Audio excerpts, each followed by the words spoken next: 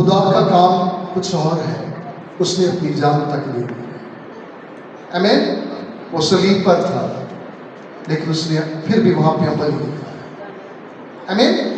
اور پھر دوسری بات، اب سنیں، کلام مقدس میں مقدس یعقوب اپنے اس خط کے اندر ایک بڑی بات بیان کرتا ہے۔ جب ہم یعقوب کے عام خط کو دیکھتے ہیں تو آئیں ذرا اس کے پہلے چیپٹر کی آپ 22 ورس سے پڑھیں گے، کوئی بھی پڑھ سکتا ہے۔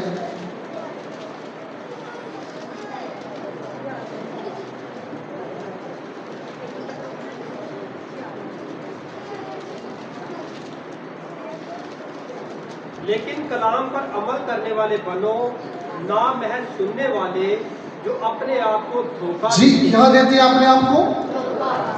سنیے، ہمیں اس بات پر دھیان دینا ہے۔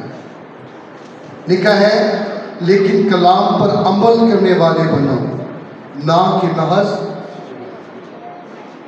اگر محض سننے تک بات رہے گی تو پھر زندگی ختم ہو جائے گی، آپ کا ایمان مردہ ہو جائے گا، اور مردہ ایمان آپ کو بچا نہیں سکتا۔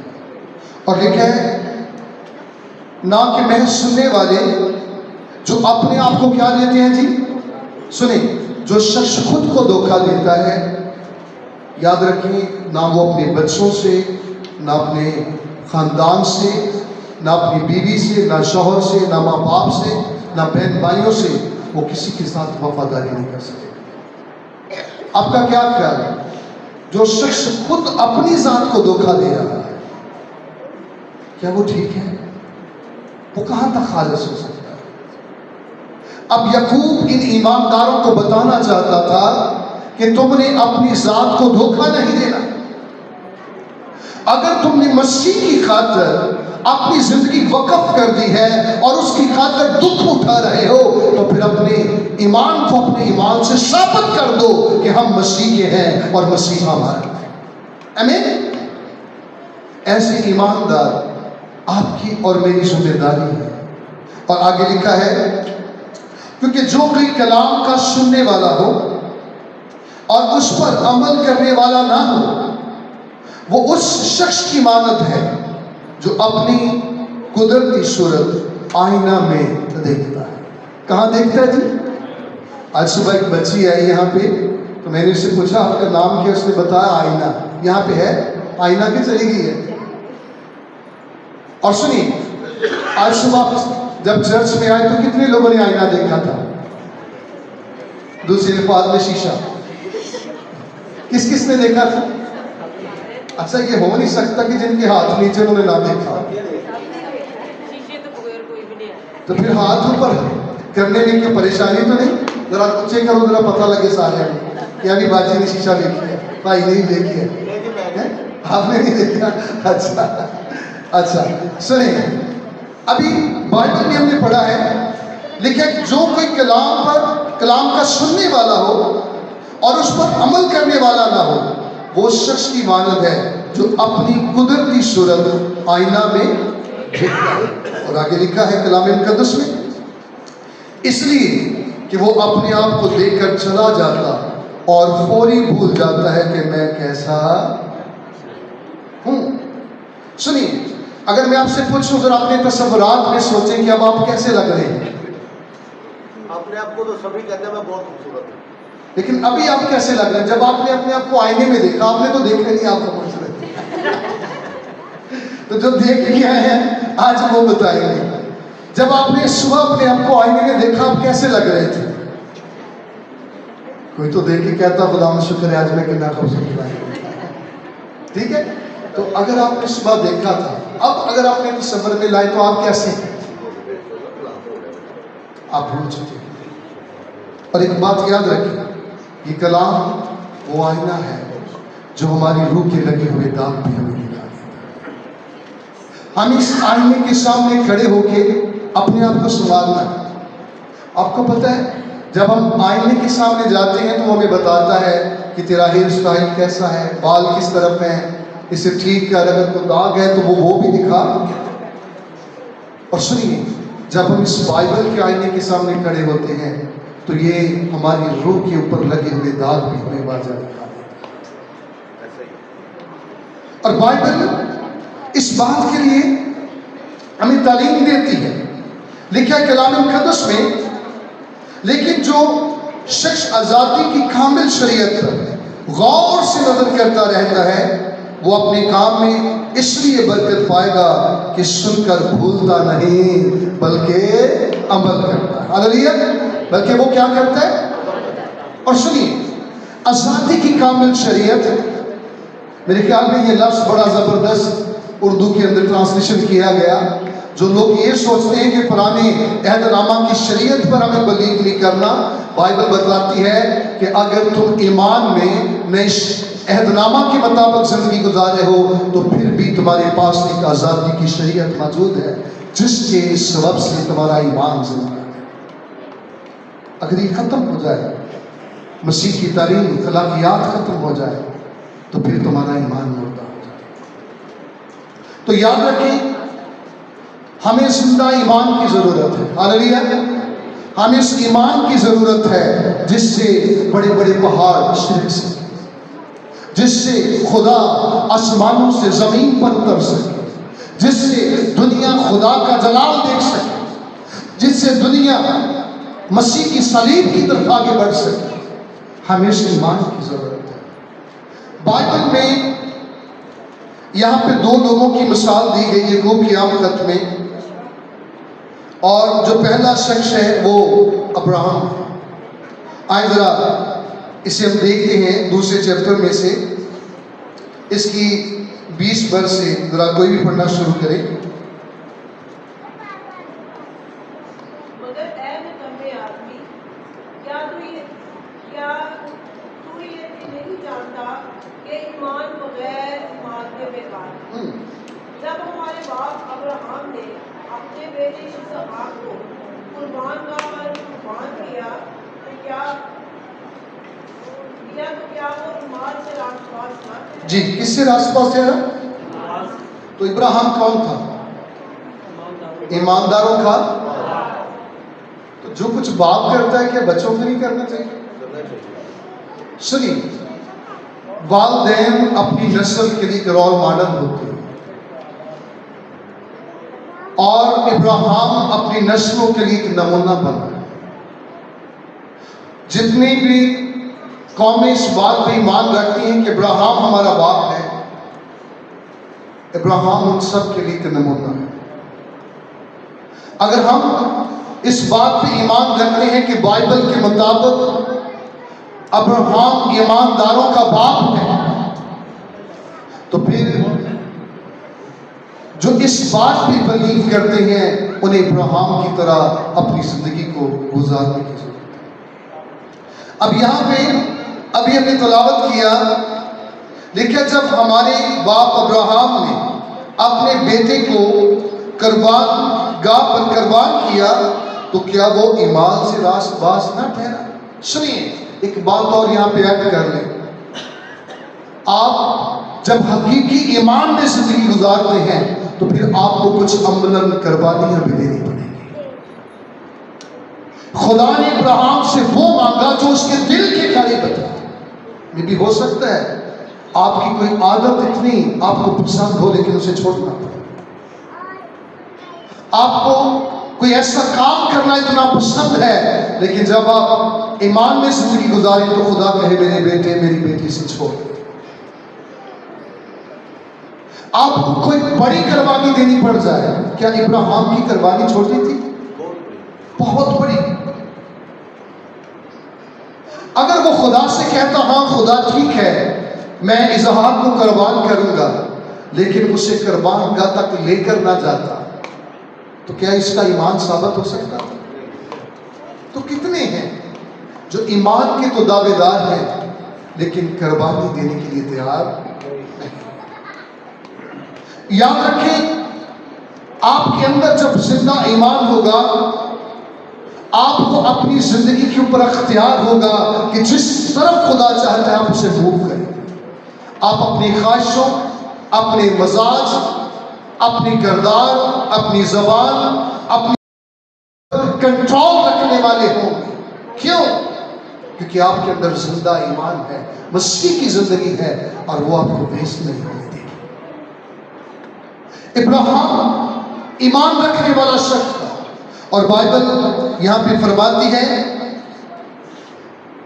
کہ وہ ایمان سے راست باز نہ ٹھہرا، اور آگے لکھا ہے پس تو نے دیکھ لیا کہ ایمان نے اس کے ایمان کے ساتھ مل کر اثر کیا، اور ایمان سے ایمان کامل ہوا۔ ہاللیلویا۔ ایمان سے ایمان کیا ہوا جی؟ تو ہمارے پاس کون سا ایمان ہونا چاہیے؟ کامل ایمان۔ اور یہ کامل ایمان تب تک نہیں ہوگا جب تک ہمارے ایمان ٹھیک نہیں ہوگا۔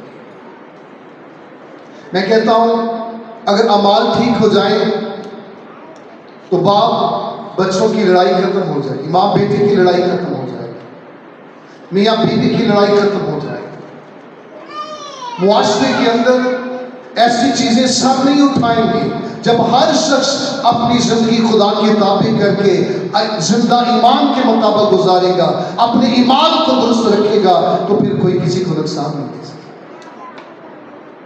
اور یاد رکھیں یہاں پہ دو مثالیں دی گئی، نمبر 1 ابراہیم کی، اور دوسری راہب جو فاشا۔ اس کی ذرا 25 ورس کو پڑھیں گے ذرا۔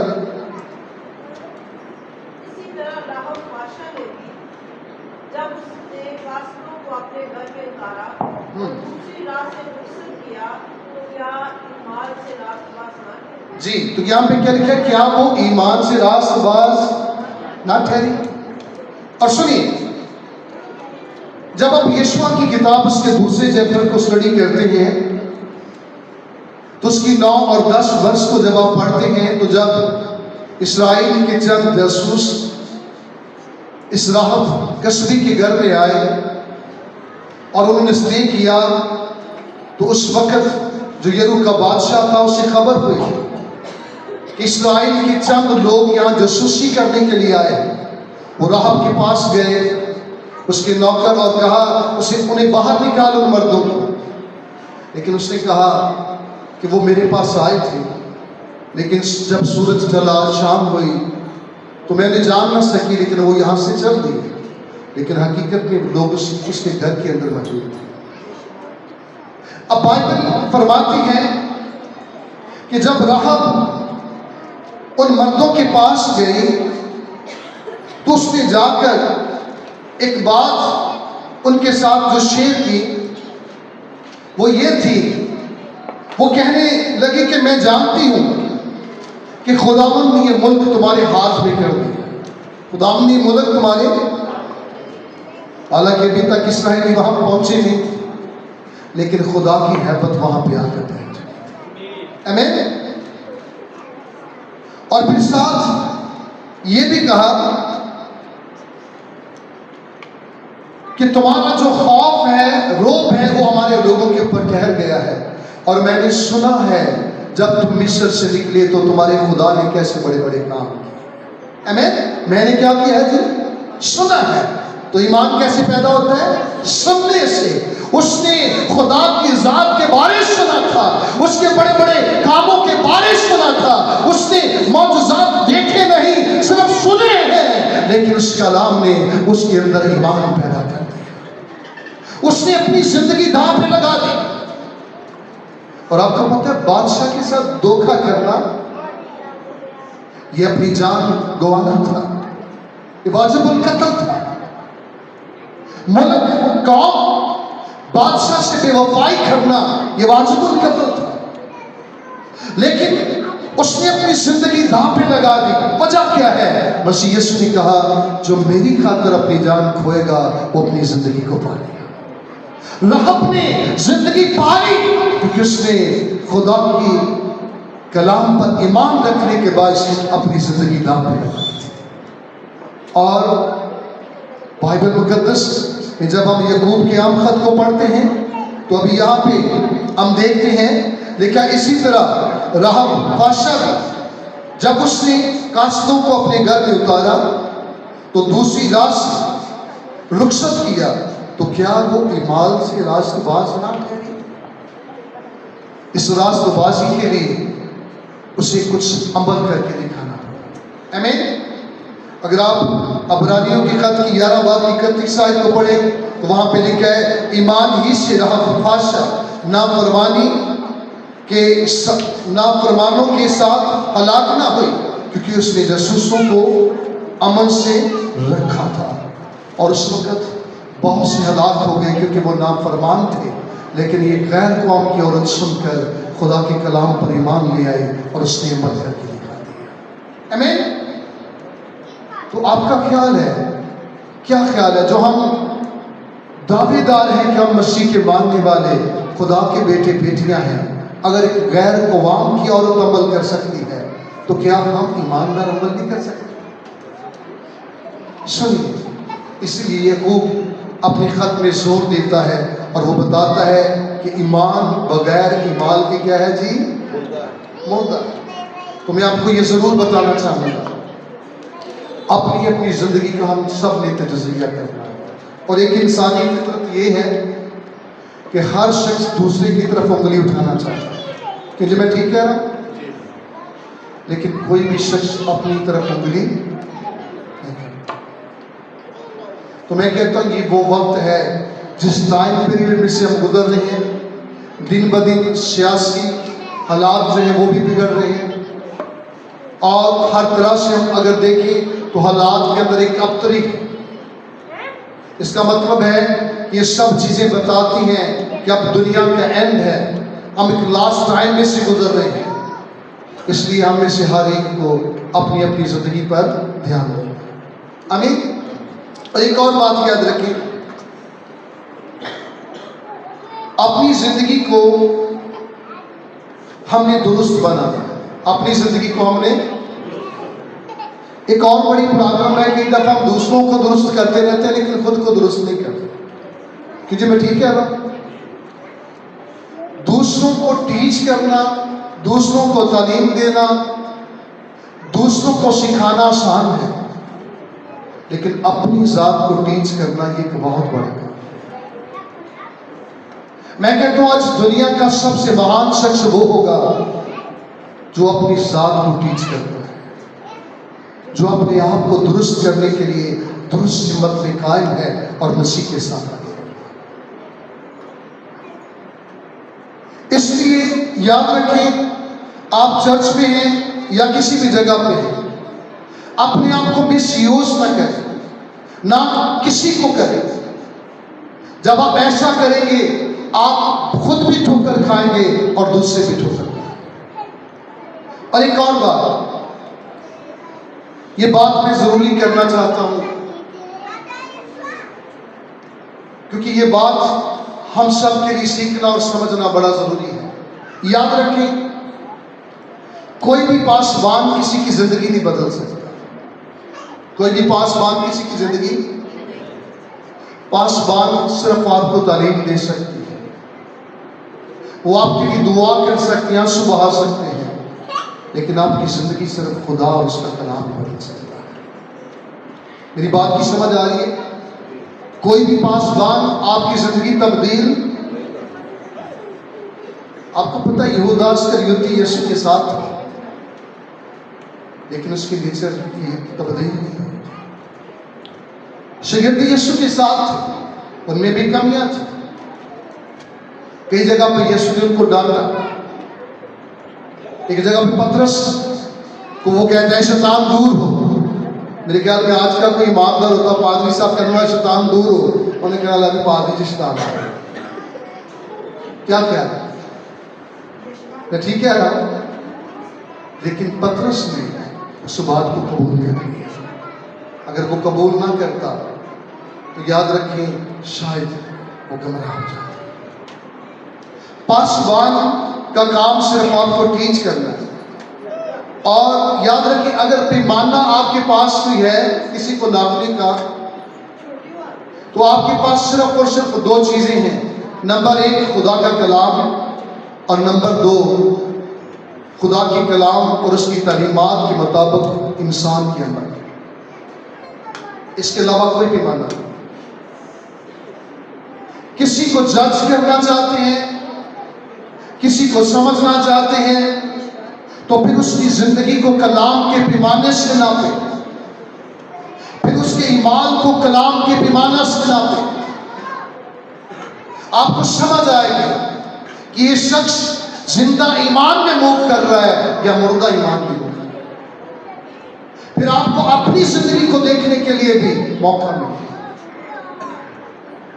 اور یہ بات بڑی خطرناک ہے جب آپ اپنا یا کسی بھی دوسری زندگی کا موازنہ لوگوں سے کریں. آپ کا کیا خیال ہے؟ ہم نے دنیا کی مانند بننا ہے یا مسیح کی مانند بننا ہے؟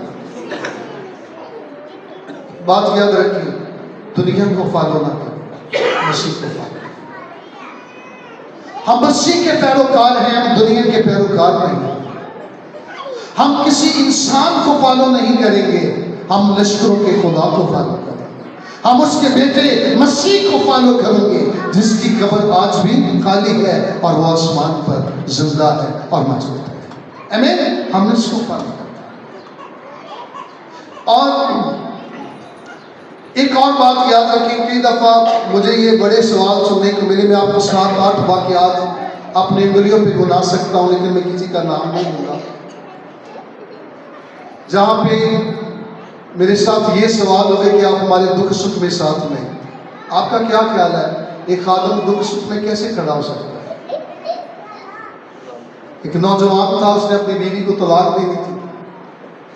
اس نے کہا جی آپ میرے ساتھ کھڑے ہو. میں نے کہا دیکھیں پاسبان یہ میرا کام نہیں. اس نے مجھے مثال دی، فلاں پاسبان کو دیکھیں وہ اپنے بھائیوں کے پیچھے تھانوں میں چلا گیا، ایسا ہو گیا، کچہریوں میں چلا گیا. میں نے کہا میں معافی چاہتا ہوں، آپ چرچ چھوڑ کے چلے جائیں لیکن میں آپ کے ساتھ نہیں جاؤں. وہ بندہ چھوڑ کے چرچ چلا گیا. آپ نے سے کچھ پتا کیا نہیں. آج اس کی زندگی بدتر ہو چکی ہے. وہ کسی چرچ کا ممبر نہیں، نہ اس کی زندگی میں کوئی پریٹ ہے. جب یہاں پہ تھا وہ روزے رکھتا، دعائیں کرتا. سنیں، پاسبان کو مس یوز نہ کریں. ایک شخص اسی چرچ میں تھا، شاید بانی کی میٹنگ تھی، تو اس کی پاکٹ کے اندر نسوار کا اتنا بڑا پیکٹ تھا. میں نے اسے پکڑا، میں نے کہا سوری یہ نامناسب ہے، پہلے آپ توبہ کریں. اگر آپ گناہ سے توبہ نہیں کرتے، نشے سے توبہ نہیں کرتے، تو بائبل میں لکھا ہے جو نشے باز ہے وہ آسمان کی بادشاہی میں داخل. تو پتہ اس نے مجھے کیا کہا؟ اس نے کہا فلاں پاسٹر تو شہربانی دیتا، آپ مجھے کیوں روک رہے ہیں؟ میں نے کہا نہیں یہ نامناسب ہے، اس سے آپ بھی سزا پائیں گے اور میں بھی سزا. اس سے بہتر ہے کہ آپ پہلے توبہ کریں. اور پتہ وہ شخص اس وجہ سے چرچ چھوڑ کے چلا گیا. میں نے صرف اسے ایک مثال دی جس کا اس نے رنگ الٹ لے لیا. میں نے اسے بتایا کہ دیکھیے جیسے بدن کی جو نجاست ہے، فضلہ ہے، ہم اس کو پسند نہیں کرتے. اگر وہ گلاس یا برتن کو لگا ہو تو کیا ہم اس میں پانی پینا پسند کریں؟ کہتا نہیں. تو میں نے کہا سنیں، ہر وہ چیز اس غلاظت کی مانند ہے، اگر وہ ہماری زندگی کو لگا ہوگا تو خدا ہمیں کبھی پسند نہیں. تو یاد رکھیے سین چھوٹا ہے یا بڑا ہے، خدا کو اس سے نفرت ہے، اسے ہمیں ختم کرنا ہے. اور وہ بندہ اس وجہ سے چرچ چھوڑ کے چلا گیا. میں آپ کو ہاتھ جوڑ کے یہ کہوں گا، اگر آپ یہ سوچیں کہ جو بات کلام کے مطابق نہیں، آپ کا پاسبان آپ کے ساتھ کھڑا ہو، میں کبھی کھڑا نہیں ہوں گا. آپ شاید کسی غلط جگہ پہ ہیں، آپ کو کسی اچھے پھر خادم کی ضرورت ہے. آپ اس نکمے کے ساتھ مت کھڑے ہوں کیونکہ وہ آپ کی کسی ایسے دکھ میں شامل نہیں ہے. اگر آپ کہیں کہ آپ کا پاسبان تھانوں میں جائے، کچہریوں میں جائے، پنچایتوں میں جائے، تو میں آپ کو بتاؤں یہ میرا کام نہیں. میرا کام صرف آپ کو ٹیچ کرنا، آپ کے لیے دعا کرنا، آشیرواد. اس کے علاوہ میرا کام نہیں ہے.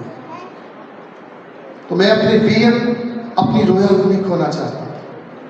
اگر آپ ایک پاسبان کے ساتھ رہ کے نہیں سمجھ پائے کہ آپ کا پاسبان کیسا ہے، اس کی کیٹیگری کیا ہے، تو پھر جس پاسبان کو آپ نہیں سمجھ سکے، آپ اس کے ساتھ رہ کے یسوع کو کبھی نہیں سمجھ سکیں گے. اس لیے میں منت کروں گا آپ ضرور کسی ایسے پاسبان کا انتخاب کر لیں جو آپ کی مدد کر سکتا ہے.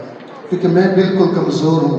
میں تو شاید اپنے خاندان کو بھی ٹھیک طرح لیڈ نہیں کر پاتا، شاید میں آپ کو بھی ٹھیک طرح لیڈ نہیں کر رہا. اسی وجہ سے شاید آپ بھی کمزور ہیں اور میں بھی کمزور ہوں. اس لیے میں نہیں چاہتا آپ ایک کمزور شخص کے ساتھ کھڑے ہوں. آپ کو کسی اچھے لیڈر کی ضرورت ہے. آپ کو انتخاب کرنا چاہیے. اور پھر دوسری بات، ایک بات یاد رکھیں، میں بے شمار زندگی آپ کو بتا سکتا ہوں جو موت کی منہ میں تھے، چارپائی کے اوپر مرنے کے قریب تھے، ہم نے روزے رکھے، دعائیں کی، وہ خدمت میں آئے، سب کچھ ہوا، لیکن جب ان کو خدا نے زندگی عطا کی تو بعد میں وہی لوگ ہماری مخالف سمت میں کھڑے ہوئے. آپ کا کیا خیال ہے جب آپ کا پیسہ بھی کام نہ آئے، آپ کے بیٹے کچھ نہ کر سکے، آپ کی بیوی، آپ کا شوہر کچھ نہ کر سکے، آپ کے ماں باپ بھی کچھ نہ کر سکے، اور خدا ان نکمے خادموں کو وسیلہ بنا دے آپ کی شفا، آپ کے معجزے کے لیے، تو کیا یہ کسی دکھ سی کم ہے؟ سنیے، سم ٹائمز جب ابلیس آپ کی زندگی میں راج کرتا ہے تو پتہ ہے خادم جب دعا کرتا ہے تو اس کا مقصد کیا ہے؟ وہ اب آپ کی جگہ خود کھڑا ہو جاتا اور ان سب سپرٹس، سب چیزوں کو اپنے اوپر لے کے ان کا سامنا کرتا ہے. یہ کچھ چھوٹی بات نہیں، لیکن اس کے باوجود بھی ہم سوچتے ہیں کہ شاید یہ میرے ساتھ نہیں. تو ایک بات یاد رکھیں، رسولوں کے پاس ایک شکوہ آیا. شکوہ کیا تھا کہ ہماری جو بیوائیں ہیں، یونانی لوگ تھے یہ، انہوں نے کہا کہ ان کی خبر گیری نہیں ہوتی، ان کو وقت پر روٹی نہیں دی جاتی.